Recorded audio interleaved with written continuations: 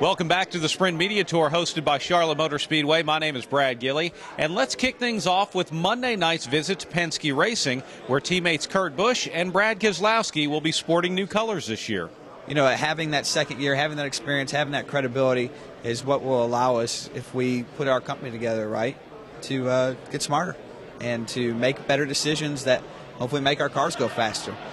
It's just something new and fresh right now with the 22 and Brad going into the 2-car. Just that feel of optimism is at an all-time high because of the things we've done behind the scenes as well, with restructuring different engineering programs, with the testing we've been able to do. And just anytime you're driving a new number and with a new sponsor, it's a clean slate. Next up is a stop with Michael Waltrip Racing, where Michael himself has a busy February. Not only does his new book, In the Blink of an Eye, come out on February 1st, which recounts the day that he won both the Daytona 500 and lost good friend Dale Earnhardt, but he'll be driving this special car in the Daytona 500 this year in tribute of that day.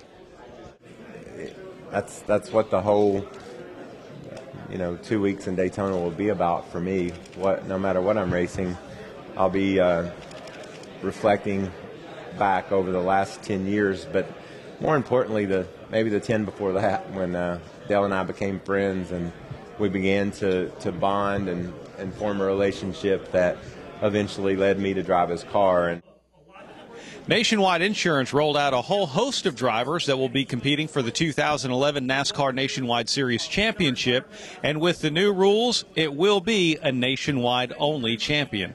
I think that's the part that I'm excited to see is the fact that, hopefully it'll create a little bit more of a buzz around the nationwide-only guys and try to help drive some of the guys like myself up to the cup level. It felt like a good place for me to go, and it's just, I feel like I'm rebranding myself because I feel like I've lost a little bit in the last couple years of who Elliott Sattler really is, the race car driver that he really is, the love of the sport that he really has, and getting back to nationwide racing, I think getting back with a team that's going to give me the best equipment week in and week out, and it's about racing. It's not about anything else.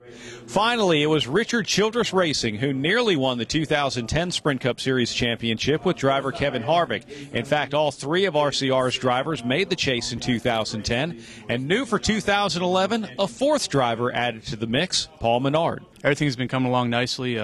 Slugger Labby came over with me and doing a hell of a job getting everything prepared. Back in Chevrolets after a couple years away, and those guys are really great to work with, and everybody here at RCR is like family already.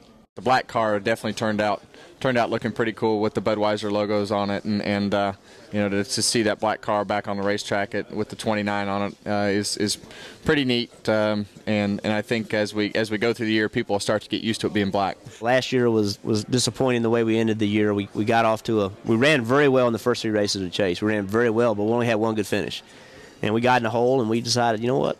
We're going to win it, or we're going to finish last, and we're going to take science experiments to the racetrack. I'm going to drive it harder than I've ever driven it, and that didn't work out for us, but I'm glad we put that effort out there. That's it for day 2 of the NASCAR Sprint Media Tour hosted by Charlotte Motor Speedway. Be sure and join us tomorrow, where we will feature Red Bull Racing, Richard Petty Motorsports, and Hendrick Motorsports. You can come back right here for more.